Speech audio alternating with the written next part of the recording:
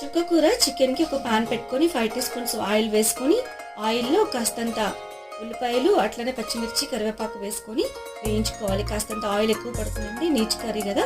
So చికెన్కి మనకు కొంచెం ఆయిల్ ఎక్కువ వేసుకుని 1 kg చికెన్ వేసుకున్నాను. రాక్ సాల్ట్ కాస్తంత వేసుకుని టర్మరిక్ పౌడర్ వేసుకున్నాను. అలాగే ఇది ఒక 8 మినిట్స్ మనం కుక్ కానివ్వాలి.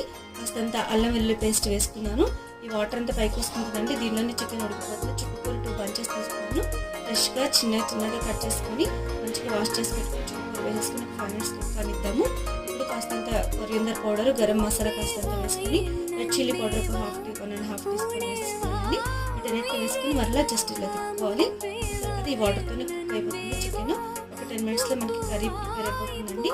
చాలా ఈజీగా ఉంటుంది, టేస్టీగా ఉంటుంది. కాస్తంత కొత్తిమీరతో గార్నిష్ చేసుకుందాం. చుక్కకూర చికెన్ చాలా బాగుంటుంది, పుల్లగా రైస్లోకి, చపాతీలోకి, రోటీలోకి చాలా బాగుంటుంది. సో మీరు కూడా ట్రై చేయండి ఫ్రెండ్స్. Thanks for watching.